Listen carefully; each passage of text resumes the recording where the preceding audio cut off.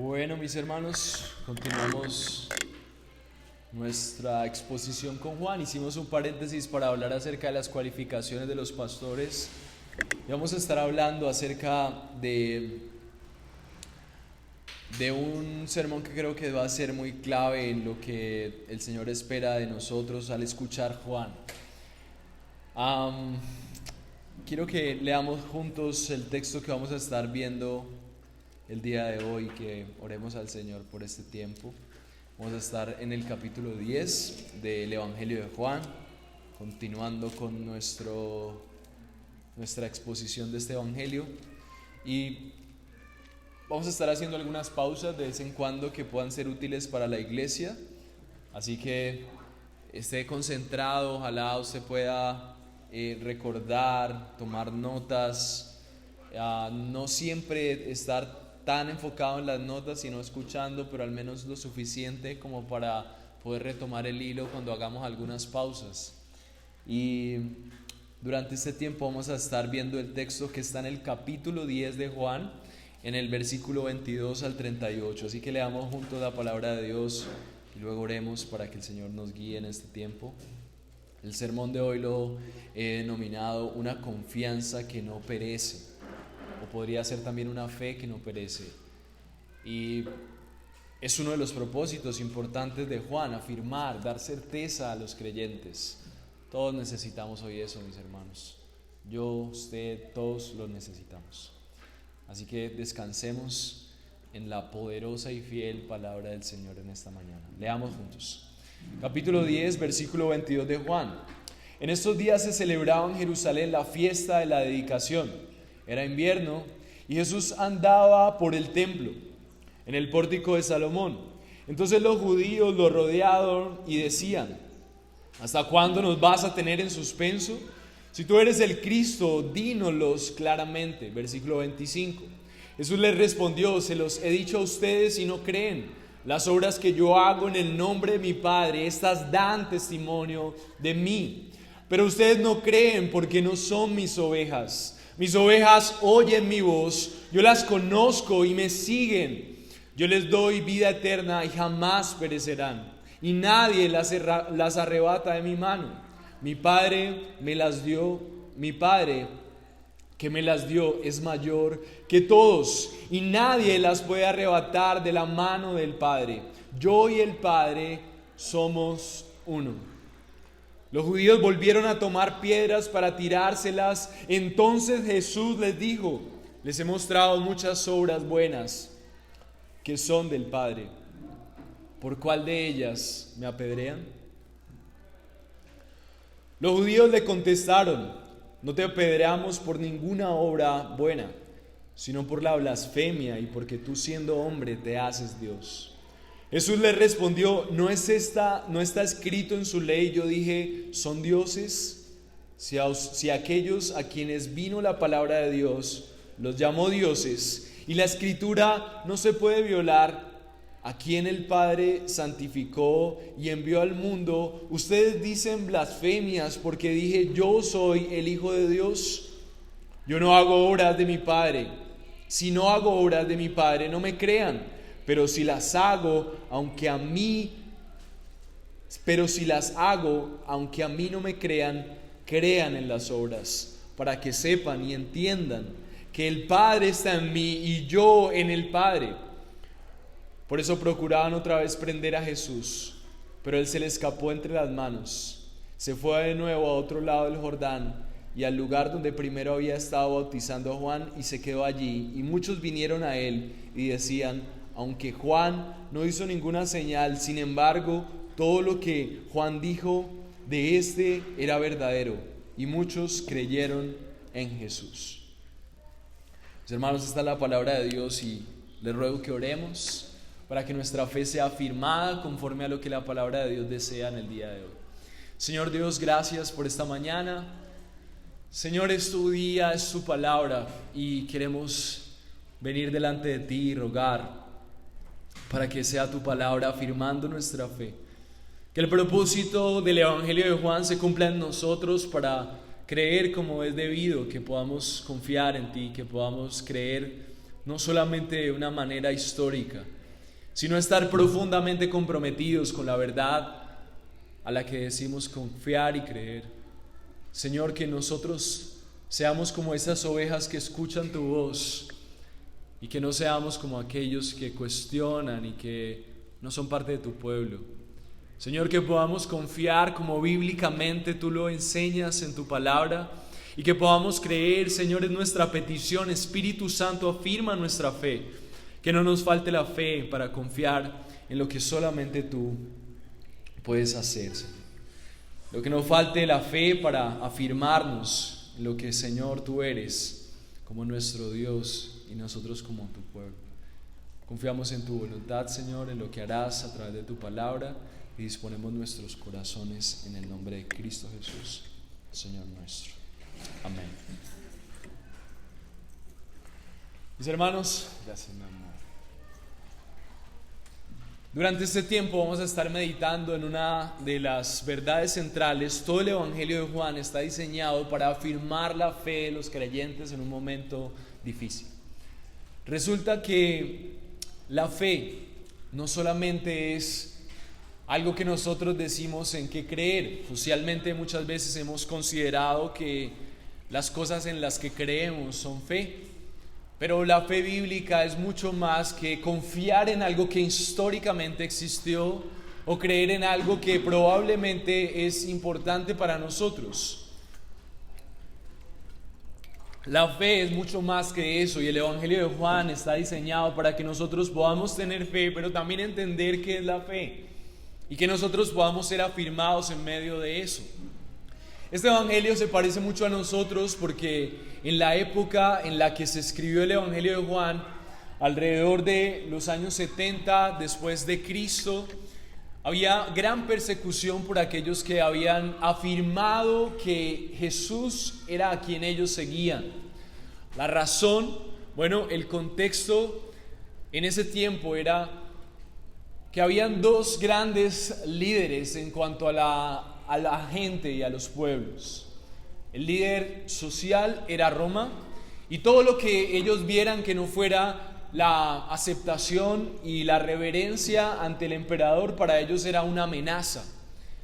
Y la única manera en la que ellos aceptaban otra fe que no fuera la reverencia que las personas tuvieran ante el emperador eran los reinos o los pueblos que ellos habían conquistado para someterles bajo su gobierno y que ellos previamente les habían permitido llevar a cabo sus ritos, sus religiones.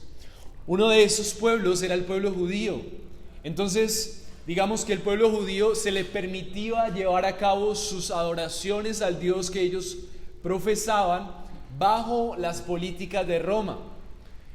Pero ya que el Evangelio del Señor Jesucristo y ya que Dios mismo se encarnó en medio del pueblo judío, el otro líder que los cristianos veían como un antagonista, si bien era una amenaza creer en cualquier cosa que Roma no hubiera aprobado, ya eso era como una prevención para los creyentes. Los creyentes veían su fe amenazada si ellos empezaban a profesar algo que tal vez Roma no aprobara. Pero como una segunda amenaza más cercana, los líderes religiosos y el imperio que se veía en medio de los judíos, el Sanedrín, era una amenaza también para los cristianos porque ellos habían establecido políticas casi policiales para perseguir todo aquello que fuera diferente a lo que ellos habían establecido. Entonces los cristianos a los que se les escribe en esta época en el Evangelio de Juan son cristianos que tienen miedo de creer en Jesús. Son cristianos que se sienten muy perseguidos socialmente al creer en una fe, a tener una confianza en algo diferente a lo que Roma había establecido y muy diferente a lo que las autoridades sociales decían. Así que Juan está diseñado para enriquecer, para fortalecer, para nutrir la fe de aquellos que habían puesto su confianza en Jesús. Pero también es un evangelio diseñado para ser apologético, es decir, para hacer una defensa de quién era Jesús, para aquellos que están considerando la posibilidad de seguirle a Él, puedan estar seguros de que están tomando una decisión correcta, de que deben continuar así y que aún vale la pena en medio de la persecución perseverar. En medio de las circunstancias a su alrededor, continuar creyendo porque Jesús simplemente es Dios. Y ese es el propósito de Juan. Que cualquiera que sea la circunstancia, nosotros podamos darnos cuenta que vale la pena poner toda nuestra confianza, nuestro futuro, nuestra fe en Jesús, porque Jesús es Dios. Y no importa nada más. Si Dios existe, nosotros necesitamos recordar que la verdad más importante del universo es que Dios se encarnó para salvar a pecadores como nosotros. Pero aún así el judaísmo era una amenaza para los cristianos. ¿En qué se parece esa realidad para nosotros? Tenemos un ambiente que de alguna manera, pues en muchas ocasiones aplaude a la gente de excelente moral. El problema es que hoy en día ser cristiano muchas veces aporta a ciertos círculos, otras veces no tanto, pero ya no hay tanta persecución. La realidad de todo esto es que todos estaremos luchando con esto de seguir a Jesús en diferentes contextos, de diferentes maneras. Así que es muy útil para nosotros recordar el propósito de Juan. Y siendo un poquito más específico en el propósito y en el contexto del texto que vamos a leer, el versículo 1 dice, el versículo primero del texto que vamos a exponer hoy está en el versículo 22 del capítulo 10 de Juan. Dice así: en estos días se celebraba en Jerusalén la fiesta de la dedicación. Y es muy importante para nosotros comprender qué significaba esta fiesta para poder aplicar esto a nuestra realidad. Resulta que en el contexto en el que Jesús estaba llevando a cabo el ministerio, después de su ministerio, se llevaron a cabo muchísimos acontecimientos que habían cambiado el ambiente del cristianismo y de lo que veíamos en el pueblo judío. Resulta que en el contexto judío, esta fiesta de dedicación era una celebración que se había dado, producto de que Antíoco IV Epífanes, rey de Leucidia, profanó el templo de Jerusalén en el siglo II antes de Cristo. En el siglo II antes de Cristo, producto de que ciertos gobernantes que habían conquistado estas tierras habían usado mal el templo que era diseñado para adorar a Dios. Entonces este personaje hizo cosas terribles para los judíos y para el pueblo de Dios. Él intentó imponer una cultura de una religión griega helenística, y dentro de esa religión él había prohibido algunas prácticas judías y había aprobado y promovido adoración a dioses griegos. Entonces este hombre empezó a desarrollar una cultura que era tremendamente ofensiva para los judíos, hasta tal punto que él profanó el templo de Jerusalén, construyendo altares dentro de él para sacrificar animales que los judíos consideraban en ese tiempo inmundo, como los cerdos, en el propio altar del templo. Entonces esta razón había provocado una revuelta de los judíos, y entonces ellos, liderados por los macabeos en esa época y también liderados por Judas Macabeo, habían hecho como una rebeldía en contra de este imperio. Ellos lograron recuperar y en sus manos hacer una especie de purificación en ese tiempo para evitar que estas culturas paganas pudieran llegar al templo.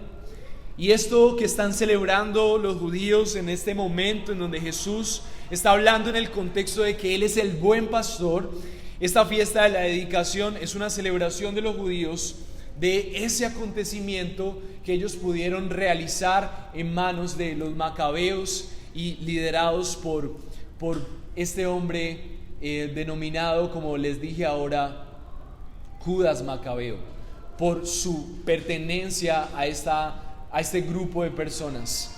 Tras victorias militares, los macabeos lograron liberar a Jerusalén y purificar el templo, refiriéndose a expulsar a invasores de otras creencias y prácticas religiosas que habían profanado su fe. Entonces los judíos habían adoptado este día como un día especial para celebrar que ya su templo no era impuro. Pero esto solamente es una pequeña muestra de cómo los judíos estaban enfocando mal lo que significa realmente la pureza de seguir a Dios. Ellos se enfocaban en la pureza en sus prácticas religiosas y por eso ellos celebraban eso. Y es muy importante entender esto porque en medio de esto Jesús está enseñando que Él es el verdadero pastor. Y el propósito de esta enseñanza es que lo que realmente importaba para el Dios viviente que se encarnó en Cristo no era solamente si habían prácticas correctas, era la verdadera purificación en el corazón de los hombres, el verdadero templo y el verdadero sacerdocio que debería purificarse es el que estaba en el corazón de su pueblo, no solamente si se hacían prácticas correctas. Esta fiesta es conocida como Hanukkah y fue establecida por Judas Macabeo. Así que durante este tiempo nosotros vamos a entender de parte de Jesús mismo cuál es el propósito de la fe y la afirmación de una fe no solamente en prácticas religiosas, sino puesta en Jesús, el que realmente puede purificar no solamente templos físicos, sino también templos espirituales, como son nuestros corazones, como son nuestros espíritus. Entonces, entendiendo un poco acerca de este contexto, para Jesús es muy importante que los que han puesto su confianza en su ministerio, para Juan, el discípulo amado del Señor que escribió este evangelio, es muy importante que estos hombres que han decidido confiar en Jesús entiendan lo que realmente es la fe, porque la propuesta judía era más bien unas prácticas muy superficiales. Entonces, durante este tiempo vamos a estar viendo específicamente este tipo de fe y vamos a resumirlo en una comparación que el mismo Jesús empieza a hacer. Jesús empieza a afirmar que hay unas personas que no tienen fe porque definitivamente no son sus ovejas. Pero hay otras personas que sí son sus ovejas y escuchan su voz. Entonces la forma en la que vamos a ver la exposición de este texto es en una comparación que el mismo Señor Jesús hace para que nosotros podamos identificarnos con su pueblo, que podamos identificarnos con ser esas ovejas que entienden lo que significa realmente la fe. La expresión y lo que es mi propósito hoy para ti, animarte, es que tú no seas como los que no son ovejas, sino que creas en el buen pastor y que entiendas que esa fe va a hacer que tú nunca perezcas. No seas como los que no son ovejas y que creas en el buen pastor y nunca perecerás. Y esto lo vamos a ver en 3 puntos. El primer punto que vamos a ver el día de hoy será la razón de la falta de fe. ¿Cuál es la razón de la falta de fe? Y lo vamos a ver en el versículo 22 al 26. El segundo punto lo vamos a ver, la promesa de la fe. Y esto lo vamos a ver en los versículos desde el 27 al 30. Y por último vamos a ver la gloria de la fe en el versículo 31 en adelante. Y esto todo para resumir este propósito que tenemos con esta enseñanza, y es que no seas como los que no son ovejas, sino que creas en el buen pastor y por lo tanto nunca perecerás. El propósito de este texto, al igual que todas las porciones del Evangelio de Juan, está diseñado para empujar el gran propósito en tu corazón con el Evangelio de Juan, y es que tú puedas creer en Jesús. Pero aquí tenemos que hacer, mis hermanos y mis amados, una verdadera pausa, porque la palabra creer ha sido demasiado diluida por nuestro contexto.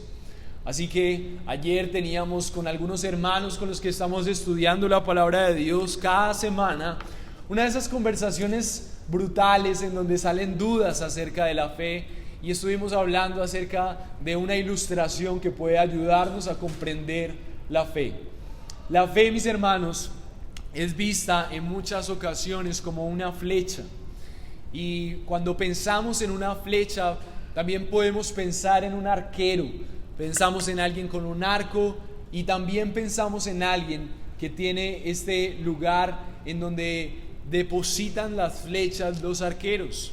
Así que lo que quiero que ilustremos es que la fe es como una flecha, y quiero que pongan toda su imaginación para pensar, para definir lo que significa la fe en esta flecha, ¿sí? Pero antes de pensar en la flecha, vamos a pensar en la aljaba, que es el lugar en donde están depositadas las flechas. Entonces, los arqueros, cuando van a sacar la flecha para hacer un tiro con ellas, lo que están haciendo es sacar la flecha de la aljaba. Para nosotros, el lugar de donde proviene la fe el lugar de donde proviene esta fe que nosotros decidimos poner en Jesús, es esa aljaba, pero en el contexto de la teología y en lo que conocemos de nuestras convicciones, esa aljaba es la gracia de Dios. La fe es posible por la gracia de Dios. Dios, por su gracia, primeramente nos llama, Él nos elige. Entonces, al elegirnos, su gracia actuando en nosotros produce, después de ese llamamiento eficaz, después de que Él nos elige y nos llama, es lo que está haciendo con nuestra vida, es darnos la oportunidad a través de su gracia de tener conversión. Después del llamamiento viene la conversión. Entonces, ¿cómo funciona la conversión? La conversión funciona con dos cosas. Primero es el arrepentimiento. Primero, las personas entienden que por donde están caminando es totalmente opuesto a lo que Dios espera, y entonces nos damos cuenta que estamos ofendiendo a Dios con nuestras vidas. Entonces nos arrepentimos de nuestros caminos. Y producto de ese arrepentimiento, inmediatamente, para que la conversión pueda suceder en la vida de alguien, esa persona tiene que poner fe, tiene que tener fe. Y entonces aquí es donde viene la ilustración de la flecha. Es una flecha, vamos a dividirla en tres importantes partes. Primero, su punta, donde está el acero que puede traspasar y llegar al objetivo. Segundo, el cuerpo de la flecha. Y por último, viene la parte de atrás, que muchas veces son las plumas que dan la estabilidad. Entonces, para poder comprender la fe, lo primero tenemos que ver es la punta, y es el origen de esa fe, viene por gracia, pero esta punta tiene un objetivo, y es un objeto, el objeto de la fe. El objetivo de esa flecha es apuntar al objeto de su fe. Entonces, cuando hablamos de la punta de la flecha, lo que estamos hablando es que el objeto de esa fe, la dirección de esa fe, es una fe en Cristo. Es decir, alguien no puede ser salvo porque tiene simplemente fe en algo, sino que debe ser depositada en Cristo y en todo lo que Cristo significa. Después de esto tenemos la naturaleza de la fe, que es como el palo, el cuerpo de la fe. Y esto se llama ástil en el contexto de los arqueros. Y cuando pensamos en este cuerpo, para que esta fe tenga cuerpo y pueda llegar al objetivo y pueda cumplir su propósito, este cuerpo está dividido en dos cosas. Vamos, atención. Seguramente puede ser un poco complejo y teológico, pero es una buena ilustración. Primero, para que esa fe pueda ser una fe que salva y que pueda llegar al objetivo, ese cuerpo está dividido en dos partes. Primero, está dividido en conocimiento, es decir, alguien no puede apuntar con su fe a Cristo si no tiene el conocimiento suficiente de lo que Él es. Es decir, si yo creo que Jesús es simplemente un líder político o un líder espiritual, pues definitivamente esa flecha no va a apuntar al Jesús bíblico, por lo tanto esa fe no salva. La única forma de que yo pueda apuntar al objeto, que Jesús sea mi Salvador, es cuando yo tengo el conocimiento suficiente para entender lo mínimo de en quién he creído. Por ejemplo, somos pecadores sin esperanza, necesitamos entender que estamos muertos en nuestros pecados, pero que Dios tomó nuestro lugar viviendo la vida que nosotros no podíamos vivir, y al poner nuestra confianza en el Dios que vivió por nosotros para buscar la manera de justificarnos delante de Él, entonces nosotros tenemos lo suficiente para aceptar ese Salvador que hay en Cristo. La primera parte de ese cuerpo es el conocimiento, y aquí viene la parte más importante. Porque hasta aquí muchas personas tienen conocimiento y apuntan a Jesús como a aquella persona en la que pueden confiar. Pero para que esa fe pueda ser salvífica, para que esa fe pueda salvar, la otra parte del ástil, del cuerpo de la flecha, es el compromiso. Es decir, lo que yo entiendo de Jesús se representa en mis decisiones, en la manera en la que yo me comprometo con lo que digo creer. Es decir, no solamente es suficiente comprender que Jesús existió, no solamente es suficiente con ir a la iglesia, no solamente es suficiente con confiar y conocer mucho de la teología, sino que es necesario que yo pueda responder con esa convicción, con un compromiso en donde mi vida, mi futuro, mis planes, mis deseos están comprometidos con ese Jesús al que yo digo conocer. Es decir, estoy reaccionando coherente con la dimensión de quién es ese Jesús. Y así sería entonces el lastre. No hay una fe salvífica, sino un compromiso con lo que digo creer. Y por último está la instrumentalidad de la fe. Por último, la fe es un instrumento. Las plumas al final nos dicen que la fe, lo que le da la estabilidad a la fe, para que no se convierta en una obra en la cual nosotros nos salvamos, es que la fe simplemente es un instrumento.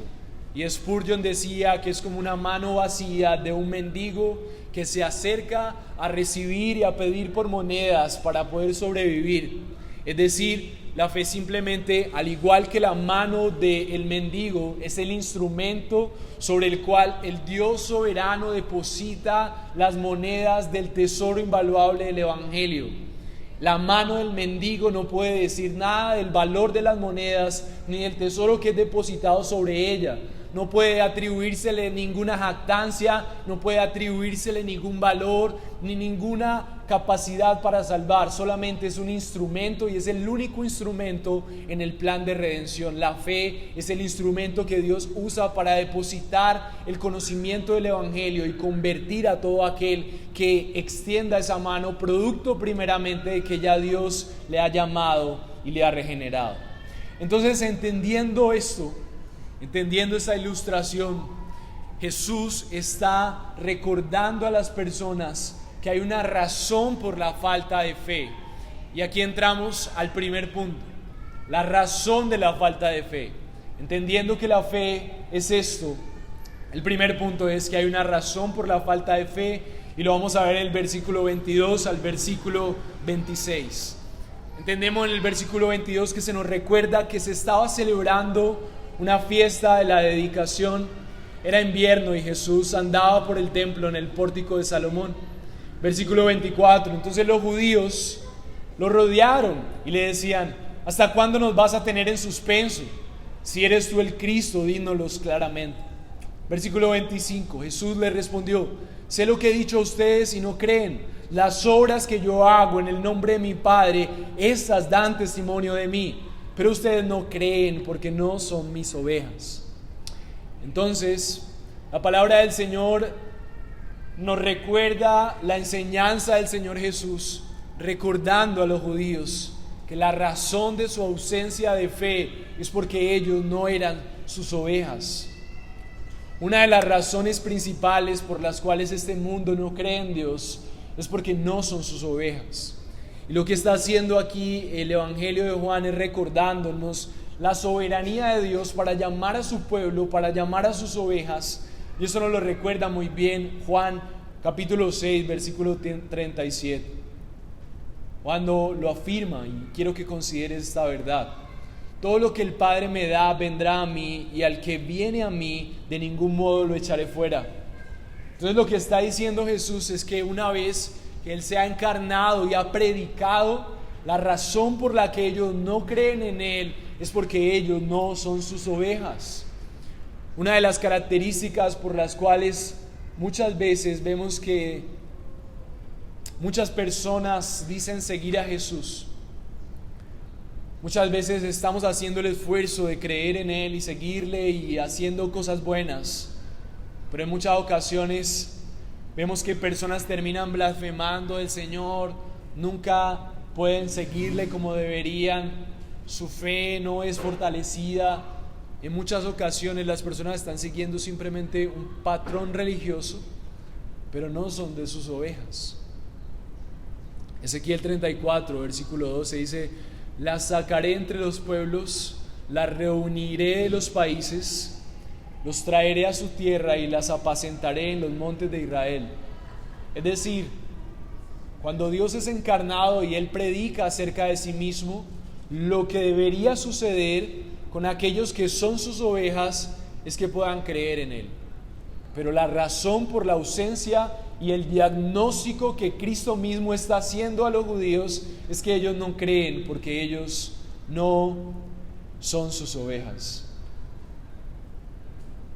Ellos están viendo frente a sus ojos aquel que es Dios mismo encarnado, pero ellos no pueden verlo.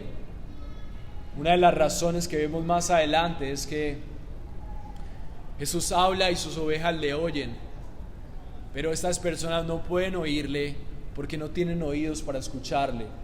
Sus oídos espirituales están muertos, sus ojos espirituales están ciegos y sus corazones que pueden desear a Dios están totalmente impedidos porque no son su pueblo.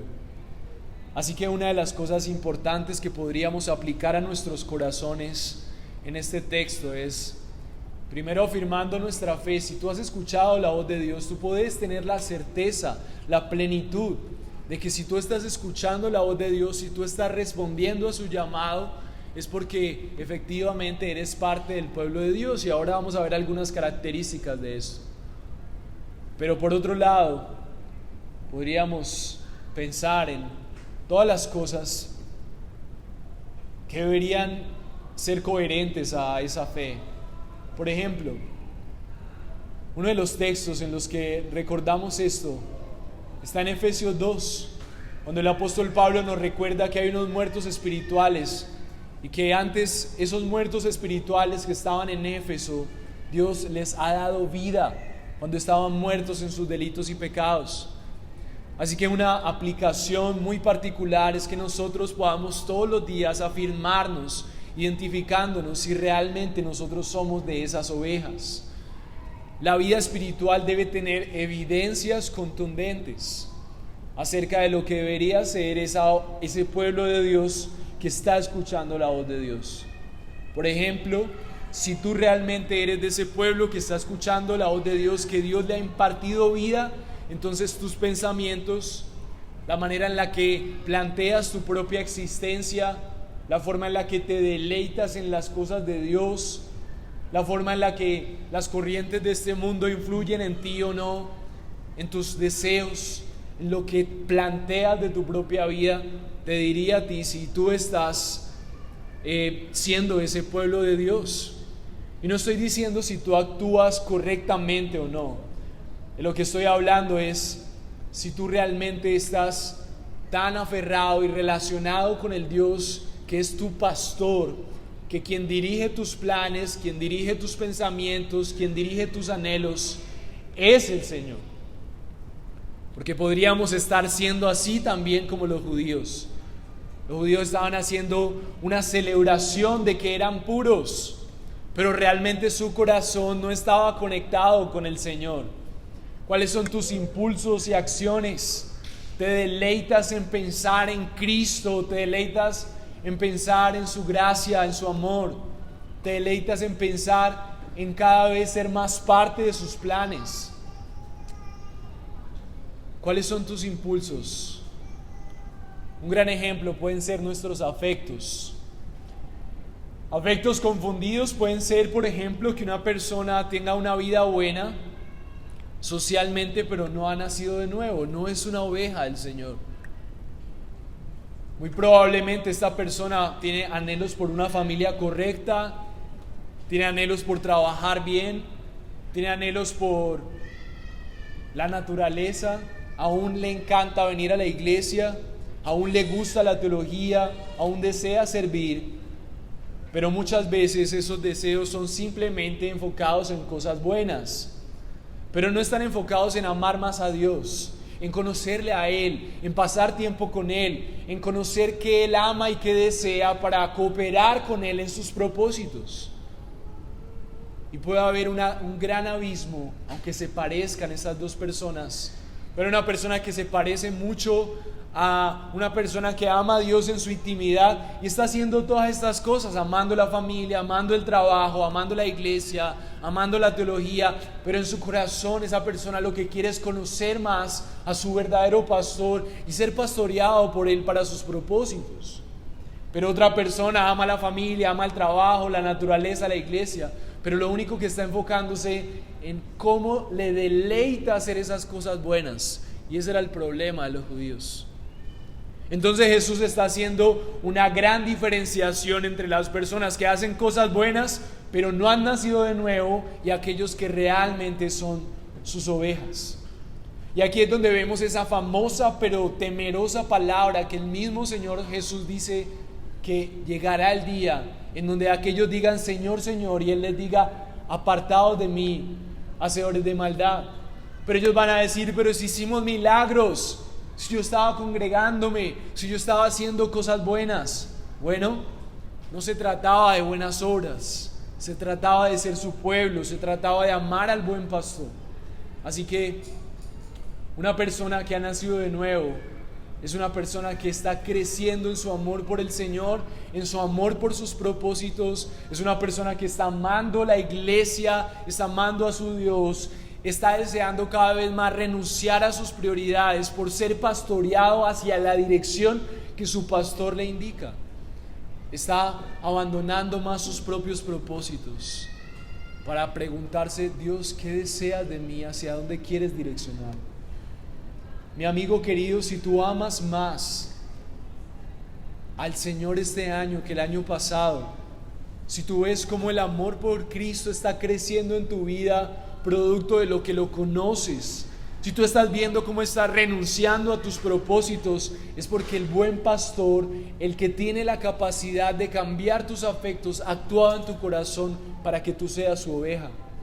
Pero si tú no estás amando más al Señor, si tú en lugar de eso estás con un pie aquí, pero yendo a la iglesia, mientras sigues luchando por los anhelos, por ser el mejor estudiante, por ser el mejor profesional, por ser el mejor teólogo, por estar en la mejor iglesia, pero tú no amas más al Señor, tú no estás siendo guiado en tus deseos por el Señor, mi hermano, con seguridad, muy probablemente tú no eres una oveja.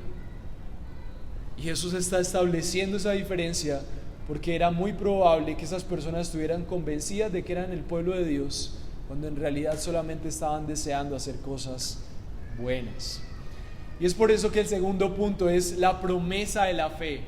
Cuando he denominado esta enseñanza la confianza que no perece, estoy haciendo alusión a la fe, porque la fe es esa confianza y ese compromiso en el objeto de quien es nuestro Salvador. Confiamos en Jesús y por eso Jesús le pone el piso a esa confianza. ¿Por qué nosotros podemos decir que a pesar de cualquier circunstancia, por qué los receptores del Evangelio de Juan, en medio de la persecución de Roma, en medio de los fariseos que les perseguían, en medio de la pobreza por la exclusión económica, en medio del desaliento por todo lo que estaba pasando, en medio del rechazo de su pueblo, ellos podían perseverar en una confianza, en una fe que no perece? ¿Por qué? Porque nosotros, a pesar de las circunstancias, a pesar de nuestro propio pecado, podemos tener esperanza. Porque hay una promesa en la fe. Hay una promesa porque no creemos en nosotros mismos. La fe tiene un objeto y es Cristo mismo, el buen pastor. Y miren lo que dice el versículo 27 en adelante. Dice: mis ovejas oyen mi voz, yo las conozco y me siguen. Yo les doy vida eterna y jamás perecerán, y nadie las arrebatará de mi mano. Mi Padre que me las dio es mayor que todos, y nadie las puede arrebatar de la mano del Padre. Yo y el Padre somos uno. ¿Por qué nosotros podemos tener una fe que no avergüenza? ¿Por qué nuestra confianza es una confianza que no perece? Porque la voz del Señor Jesús, Dios mismo, el Señor de toda la creación, se encarnó y predicó esto a sus discípulos y al pueblo que estaba distraído en sus realidades religiosas. Y Él habla de su pueblo como suyo. Él dice: mis ovejas, lo cual está haciendo una atribución acerca de la pertenencia. Su pueblo le pertenece y Él conoce sus ovejas y además Él garantiza que les siga. Y cuando Él dice: yo les doy vida y jamás perecerán, Él lo que está diciendo es que esa vida que Él da es una vida que no perece, Es una vida que no puede ser desgastada, es una vida incorruptible, es una vida que es como Él, inmarcesible. Tenemos un Dios que no tiene fin, que no tiene inicio, un Dios infinito, un Dios eterno, hermoso, autosustentable, y asimismo Él puede dar una vida que no perece. Y entendiendo que Él puede dar una vida que no perece, y entendiendo lo que Él dice, necesitamos comprender por qué nosotros podemos confiar y qué significa esto de que Dios nos haya dado vida. Romanos nos magnifica esta verdad, y lo que vemos en la predicación de Jesús no es más que la manifestación de Dios afirmando al pueblo que Él ha elegido desde antes de crear el mundo. Romanos 4:25 dice: el cual fue entregado por causa de nuestras transgresiones para nuestra justificación. Entonces, cuando Jesús mismo está diciendo que las ovejas que Él tiene, que su pueblo nunca perecerá y que nadie las arrebatará de su mano, nos recuerda la premisa que hemos puesto durante este tiempo, y es: no seas como los que no son ovejas, sino cree en el buen pastor y nunca perecerás. El propósito del Evangelio de Juan es que tú hoy puedas recordar en quién has creído y recordar que tu confianza no está en tu competencia. La fe, si está depositada en Cristo, si está nutrida por el conocimiento que tenemos de Él, si nosotros estamos comprometidos con ese objeto al que nosotros hemos mirado en Cristo, entonces esa fe, no por nosotros, sino por la soberanía y el poder de Dios mismo, tiene una hermosa e invaluable promesa, y es que nunca perecerás. Y la razón por la que nunca perecerás es porque Dios es el que ha impartido vida. Y lo que dice Romanos 4:25 es una explicación de cómo Dios es el que imparte esa vida. ¿Cómo Dios imparte esa vida? ¿Cómo Dios puede darnos una vida a nosotros que estábamos muertos en nuestros delitos y pecados?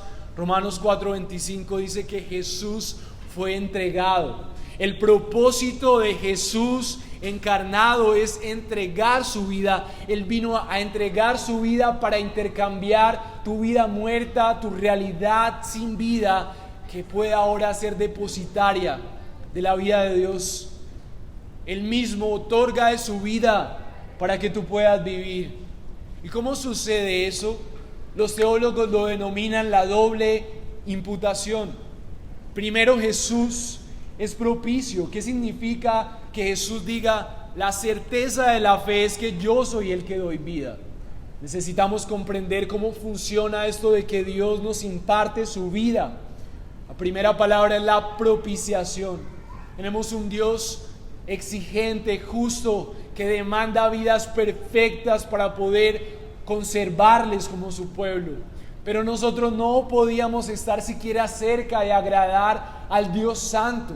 Entonces Dios tomó un cuerpo humano y fue propicio en reemplazo de toda la humanidad. Se convirtió en el hombre que tú no podías ser, en la mujer que tú no podrías ser, en el pastor, en el hermano, en el hijo, en el padre que tú no podías ser.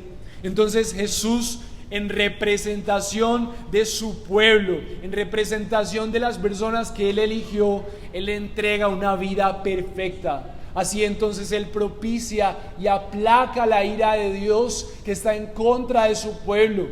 Entonces Él lo primero que hace es, Jesús mismo, es retener el castigo de Dios sobre un pueblo que no le agrada. Un pueblo que no ha caminado de acuerdo a sus propósitos, cristianos que no tienen fe, cristianos que no confían en Él verdaderamente. Y esa doble imputación en segundo grado se ve en la expiación, en donde esa vida que Jesús entrega, entonces provoca en su pueblo ser perdonados. Porque Dios no solamente está contento y satisfecho por la vida perfecta de Jesús que se nos ha otorgado a nosotros, y por esa razón no nos condena, sino también Él puede perdonarnos y aceptarnos, porque no solamente Jesús aplaca la ira de Dios, sino que toda la vida perfecta de Jesús se nos otorga a nosotros. Entonces la vida perfecta de aquel que se hizo hombre se nos da a nosotros. Entonces es posible para nosotros ser aceptados por Dios, porque a quien Dios ve, cuando nosotros ponemos toda nuestra confianza y compromiso en aquel que fue perfecto, nosotros nos vemos perfectos, porque estamos cubiertos por la sangre de aquel que vivió una vida perfecta. Jesús vino a ser un sustituto, y además de eso, se intercambió por nosotros en la cruz. Dios derramó su ira sobre aquel que nos reemplazó. Y nosotros creemos que no somos condenados porque ponemos nuestra confianza en aquel que se intercambió por nosotros. Y por eso se dice que Jesús tomó nuestro lugar en la cruz. Y eso es lo que significa que nadie que Dios le otorgue la vida puede perecer, porque Dios mismo y su vida se encargarán de permanecer en las ovejas de su prado, en el pueblo que Él ha elegido para su gloria. Efesios 2:1 nos recuerda que nuestra realidad era como un cadáver. Antes ustedes estaban muertos, pero Dios mismo se ha encargado de entregar a Cristo y dar vida. Y por eso en este texto, cuando nosotros estamos viendo que mis ovejas oyen mi voz, yo las conozco y me siguen, el argumento que Jesús usa por el cual las ovejas pueden escuchar su voz es porque Él les ha dado vida. ¿Y de qué manera, mis hermanos? Él ha entregado su vida perfecta para que nosotros podamos escuchar su voz. Así que si tú hoy estás escuchando la voz de Dios, es porque Dios ejecutó todo un plan soberano para venir a entregarte su vida, y nadie podrá arrebatarte de su mano. Estás completamente seguro en sus propósitos. Puedes tener confianza de que el Señor cumplirá sus propósitos, porque Dios impartió una vida que Él dispensará. Él administrará la vida que te ha otorgado a través de Cristo. Es una promesa invaluable, hermosa, producto de gozo. ¿Por qué? Versículo 29, porque el Padre, es decir, el Dios que gobierna sobre todo, le dio esas ovejas a Jesús. Y Él es mayor que todos. Él es mayor que tu miedo, Él es mayor que tu tentación, Él es mayor que Satanás, Él es mayor que el mundo, y nadie puede arrebatar esas ovejas de la mano del Padre. Y Jesús puede afirmar esta verdad, porque Jesús dice: el Padre y yo somos uno. Así que dos verdades, una verdad hermosa y asombrosa. Si has puesto tu confianza en Jesús, si el objeto de tu fe es Cristo, si el conocimiento que tienes de Jesús es conforme a las Escrituras, tú estás comprometido con ese conocimiento y al final entiendes que esa fe es un instrumento para que Dios deposite vida en tu vida vacía, y conoces que Dios ha depositado esa vida, tú tienes que vivir tremendamente gozoso y seguro, porque tu vida la guarda el Rey de Reyes, Señor de Señores. No hay nadie mayor que Él. Pero por otro lado, si tú no estás seguro de haber recibido esa vida por la evidencia de lo que ves en tus días, entonces esa verdad es una verdad aterradora, porque tu vida está a merced de tus propios deseos, está a merced de tus propios pecados, está a merced del diablo, y eres una víctima de cualquiera de esos enemigos que quieren asesinarte y alejarte de los propósitos del Señor. Así que la predicación de Jesús tiene ese doble propósito. En primera instancia, al igual que el Evangelio de Juan, afirmar la vida de los creyentes, que cada vez los creyentes estén más comprometidos con el Dios que se encarnó para dar su vida a ellos, entendiendo que entre más compromiso, más seguridad, y esa fe va a producir algo que los puritanos atesoraban, que se llama la certeza. Una cosa es que el cristiano haya nacido de nuevo, y otra cosa es que el cristiano esté experimentando la seguridad que le lleva a vivir una vida gozosa y fluida, porque entiende que pase lo que pase, nadie hará que su vida perezca. Ni siquiera su propio pecado, ni siquiera su propia tentación, ni siquiera el mundo, ni Satanás tienen el poder de afectar la vida que Dios ha entregado a su pueblo, porque son sus ovejas y nadie gobierna más arriba que nuestro Rey. Es una verdad hermosa. Así que mi anhelo contigo es que tú no seas como las ovejas que no creen, sino que creas en el buen pastor, porque entiendes que nunca perecerás. Y hablando de esa palabra perecer, la promesa más importante de Jesús, primeramente es que tú no irás al infierno, pero segundo, que tu vida es preservada por el Rey. Tú eres preservado por Él. Él te cuida como su oveja y hijo amado. Tú eres completamente el objeto del placer de Dios. Él no te ve como las cosas que te hacen falta. Él te ve porque Cristo otorgó su vida en ti y Él te ve con completa satisfacción. A pesar de lo que eres profundamente amado. El mensaje de la cruz es el mensaje de la esperanza para los que se sienten inadecuados. Para los que creen que necesitan hacer cosas para ser amados por Dios.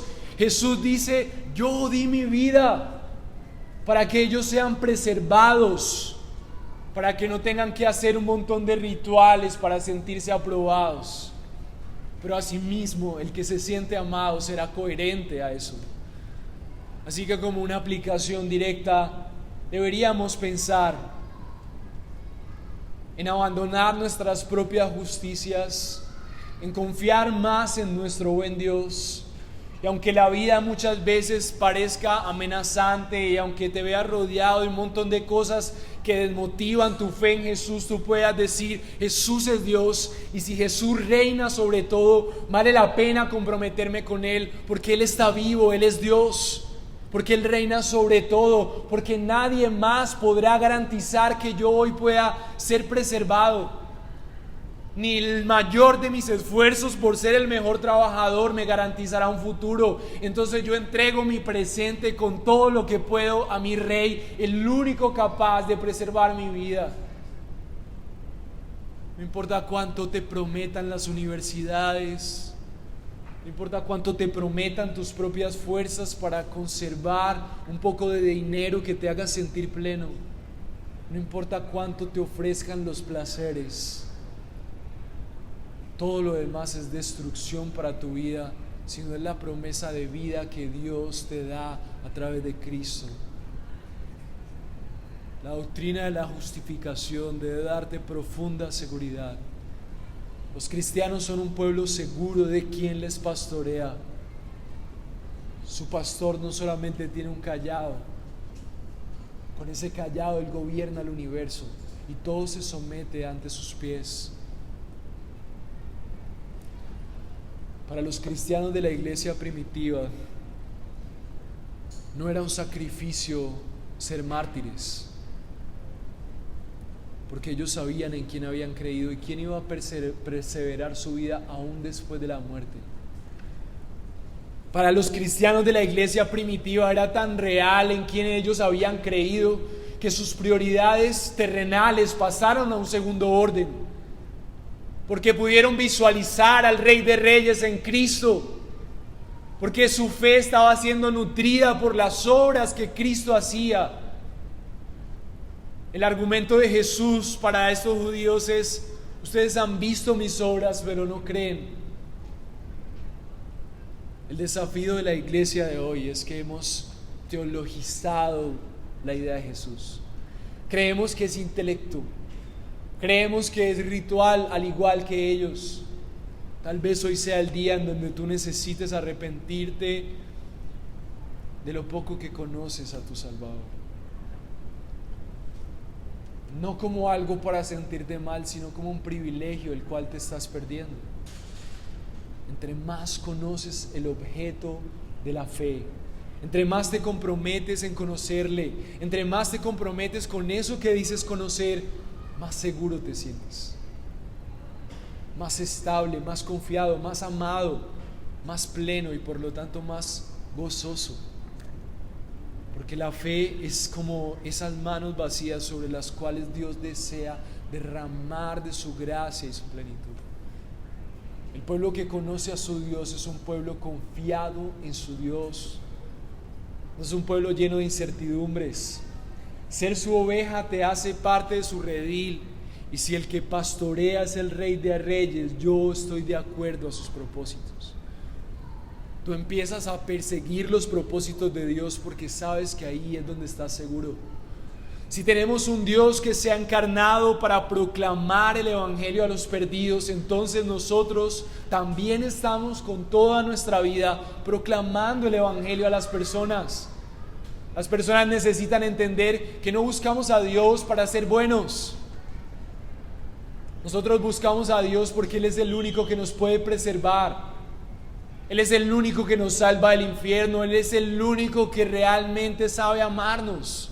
Él es el único que conoce tu frágil corazón. Él es el único que es todopoderoso, pero tiene la gracia y la misericordia de pastorearte. En sus manos estás seguro. Y las personas no lo conocen.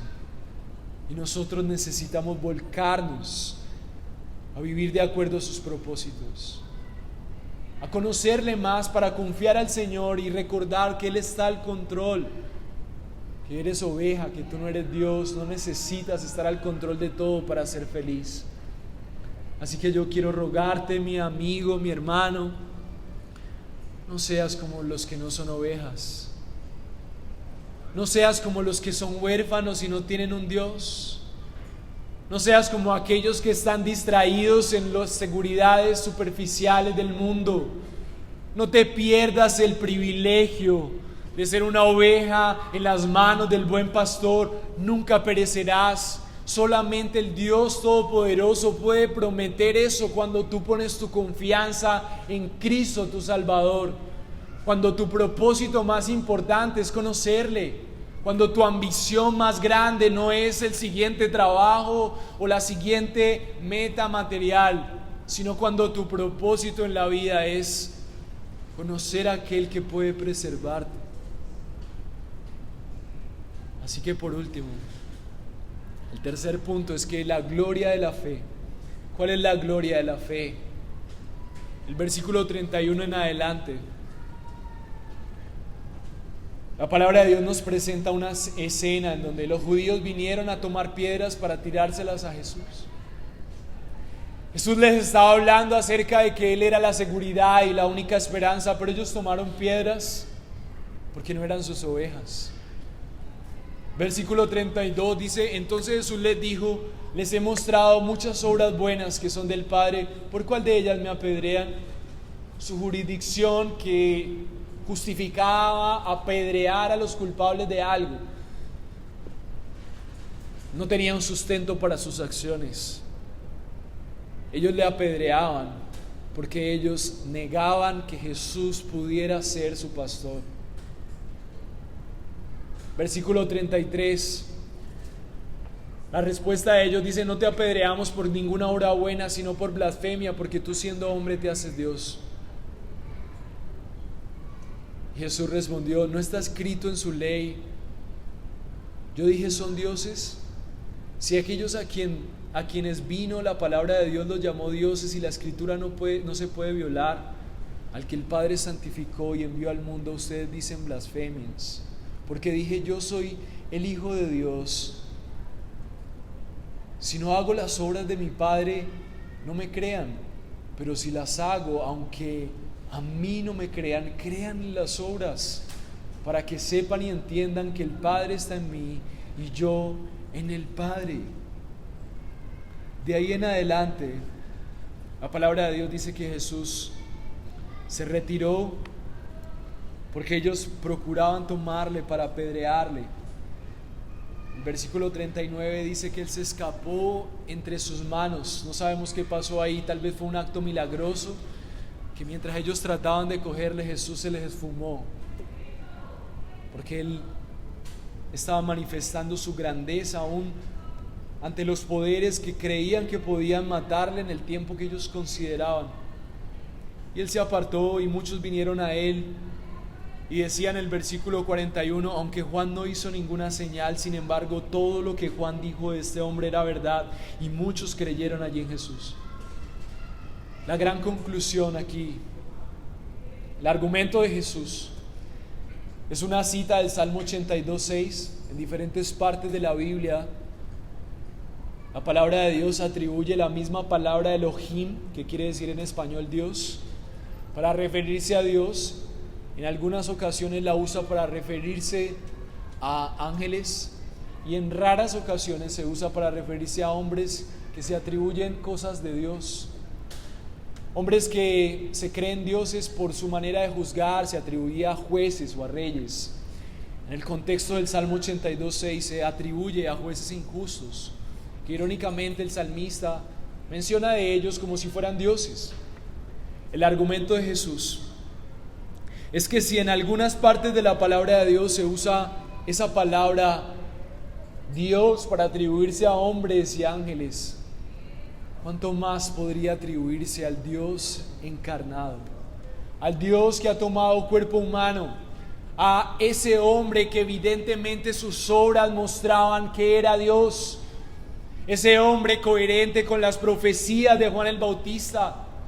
Mis hermanos, la gloria de la fe es saber que toda tu confianza la has depositado en el único hombre que con su vida da clara evidencia de que era Dios tomando un cuerpo humano, para que tú pongas tu confianza en el único que puede ser digno de tu confianza, para que entiendas que estás seguro cuando el objeto de tu fe es Dios mismo. La gloria de la fe es saber que el producto de la fe traerá la certeza de que no serás avergonzado, de que comprometerte con Jesús, comprometerte con sus propósitos, comprometerte con las enseñanzas, ser coherente a ellas, es ser coherente con la única verdad que sostiene el universo, y es que Dios está vivo y Él gobierna.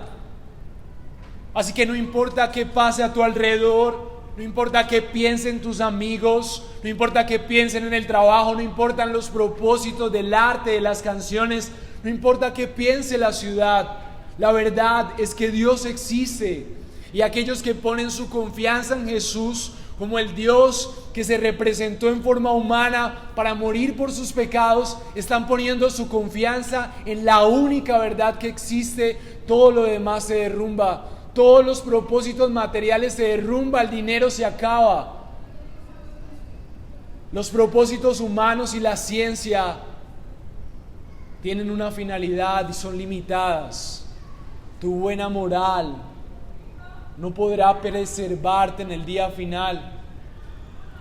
Tus títulos quedarán en nada frente al Rey de Reyes y su regreso. Tu cuenta y todos tus esfuerzos, tus anhelos por ser correcto bíblicamente, si están desconectados de la relación con el Señor, no te preservarán. Aún serán producto de confusión en medio de tu caída. Pero cuando tu fe está puesta en Cristo, en el único que puede ser llamado Dios sobre la faz de la tierra, entonces la promesa es que serás preservado. Mi hermano, mi amigo, no seas como los que no son ovejas. Ten fe, cree. ¿Qué tienes que hacer para creer? Nutre tu fe con buena predicación. Lee libros. Vive como si creyeras que Dios está vivo. Que cada vez te importe menos tus sueños materiales y que cada vez más tú puedas enriquecerte de los propósitos de Dios. Que entre más te comprometes con el Jesús al que tú dices creer, más se desbaratan tus propósitos egoístas. No importa lo difícil que sea tener conversaciones espirituales, cuando tú proclamas a Jesús, tú le estás recordando a tu mente y a tu vida en quién crees. Tú estás recordando que aún vale la pena ser rechazado por tus vecinos y tus mejores amigos, porque a ti te importa más el Dios viviente en el que tú has puesto tu confianza que tu propia identidad ante las personas, tu propia dignidad, porque estás convencido y esa fe está produciendo una certeza. No importa el sacrificio, Por algo los cristianos de la iglesia primitiva fueron los cristianos que pusieron el sustento de nuestra fe, porque fueron perseguidos a causa de la fe en Cristo. Mis hermanos, tenemos que hacer todo lo que podamos hacer hasta tal punto de que la manifestación de nuestra fe provoque a nuestro alrededor rechazo. Si un cristiano está proclamando de tal manera la fe, esto va a generar fastidio en las personas a su alrededor, porque te vas a encontrar con un pueblo que no es ovejas del Señor, y van a querer levantar ofensas contra ti, van a querer rechazarte, van a querer expulsarte. Hay una batalla entre el pueblo de Dios y los que no son pueblo, pero el pueblo en medio de la persecución recuerda en quién ha creído y será preservado. No importa si te equivocas, no importa que no sea perfecto, tú estás siendo coherente a lo que crees. Él te ha justificado para que tú continúes confiando en Él, porque Él preservará tu vida. Él te ha justificado no para que tú vivas una vida más cómoda en este plano. Él te ha justificado para que tú proclames las verdades del Señor en medio de las dificultades. Cuando la audiencia de Juan recibió esta carta, su fe empezó a fortalecerse, porque lo que venía era lo peor. Nerón y los emperadores que venían iban a traspasar a cristianos en todo su cuerpo, cubiertos de brea, para hacer antorchas de iluminación para los jardines romanos. Pero esta gente moría con gozo en esas circunstancias. Los cristianos eran amarrados de un caballo en un pie y en el otro pie con otro caballo, mientras daban rienda suelta a sus caballos, y estos cristianos eran desmembrados ante los otros creyentes. Pero ellos morían con gozo porque sabían en quién habían creído. Mis hermanos, mis amigos, la crisis cristiana de hoy es a cuál iglesia voy. Es que me pongo para ir a la iglesia, es que me toca ir muy lejos, es que es domingo. Mis hermanos, si nosotros hemos creído en el Dios viviente y Él es el objeto de nuestra fe, y Él nos preserva y nos guarda, los que hemos confiado en Él y nos hemos comprometido con Él, mis hermanos, no seamos y no nos comportemos como los que no son ovejas de Dios, sino que valientemente y confiando cada vez más en quien hemos creído, nosotros continuamos, porque Él preserva nuestra fe. Él es la razón por la cual nosotros vivimos. Él es la razón por la que vale la pena existir. Nada más puede prometerte preservarte hasta el final. Solamente el Dios Todopoderoso puede preservar tu vida. Así que hay profundo gozo en venir a congregarnos. A pesar de las circunstancias, distracciones, ruido, es a Jesús en quien confiamos. Cristianos en persecución en países diferentes al nuestro caminan kilómetros porque saben que sus vidas en cualquier momento se pueden perder, y saben que el único que puede preservar sus vidas es Cristo. No les importa si los matan mientras adoran, porque están confiados en que su única esperanza es Jesús, porque no tiene más esperanzas. Y es por eso que en medio de las iglesias perseguidas, ellos han predicado a la gente de Occidente: ustedes son los verdaderos héroes. Nosotros no tenemos otra esperanza sino Jesús.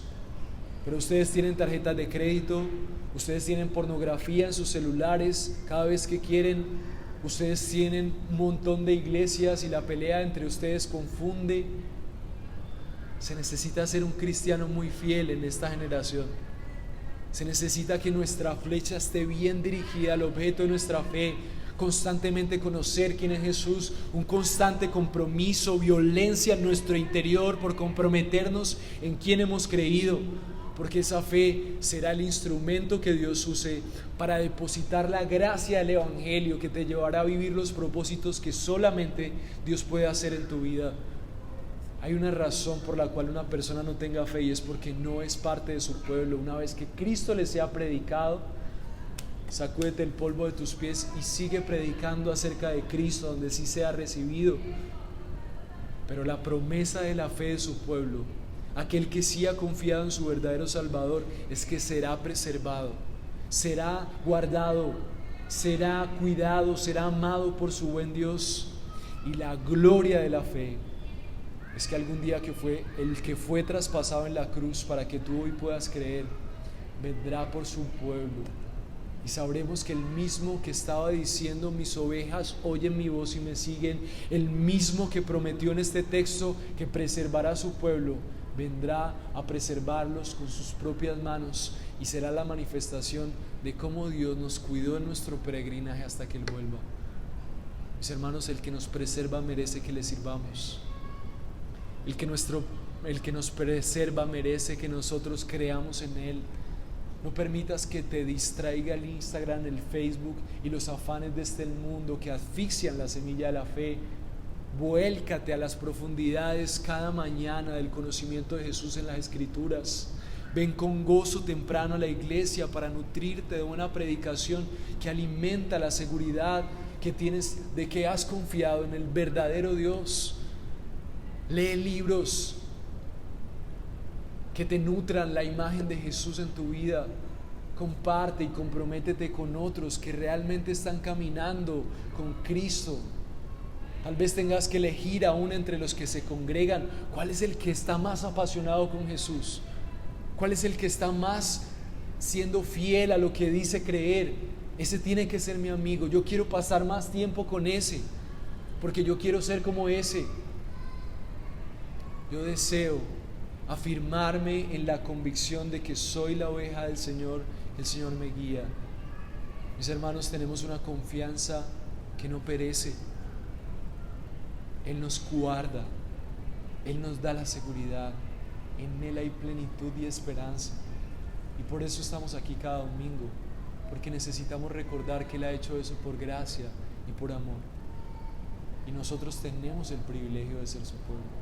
Qué gran privilegio experimentar que a pesar de que somos incrédulos, Él vino a manifestarse para que la flecha de nuestra fe pueda estar dirigida al verdadero objetivo. Y Él mismo manifestó una vida que nos es fácil decir históricamente, milagrosamente, bíblicamente, espiritualmente es evidente que confiar en Jesús es la mejor opción que tenemos. No importa si estás en Medio Oriente, si persigues y pones tu confianza y tu objeto de tu fe no es Cristo, solamente vas a ser decepcionado, solamente vas a terminar más seco y vacío. Hoy tienes el privilegio de que el objeto de tu fe sea Cristo, que es el único que puede guardar, perseverar, preservar, guiar tu vida. Qué gran privilegio que el Rey lleno de gracia y amor nos cuide como a su pueblo y nos trate como a su rebaño amado. Qué gran privilegio. No te pierdas ese privilegio. No actúes como aquellos que no son ovejas. Nútrete de quién es Jesús y confía en Él. Señor Dios, te rogamos en esta mañana, Padre, nos permitas perseverar a pesar de las distracciones, perseverar a pesar de nuestras vidas débiles, llenas de tentaciones. Señor, danos la fuerza, que la fe no nos falte. Señor, que nuestra fe y nuestra flecha de la fe pueda ser bien dirigida al objeto que tú planeaste de que creaste todo lo que existe. Que la gloria de nuestra confianza sea que confiamos en ti, Jesús. Te rogamos, por favor, Dios, ayúdanos a confiar en ti.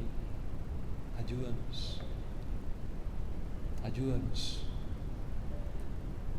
Que la fe no nos falte, Señor. Si es que aquí hay alguien que no haya tenido una fe salvífica y no esté seguro de eso, Señor, yo te ruego que hoy sea el día en donde pueda arrepentirse de poner su confianza en otra cosa que no eres tú. Señor, que hoy sea el día en donde él pueda, o ella pueda desear ser parte de las ovejas amadas por ti. Que las personas que yo sé que hoy están escuchando tu voz, cuando se encuentren frente a su pecado, Señor, cuando se encuentren frente a su tentación, puedan recordar que poniendo su confianza en Cristo ellos son preservados, y tú prometiste aún preservarles cuando su fe flaquea.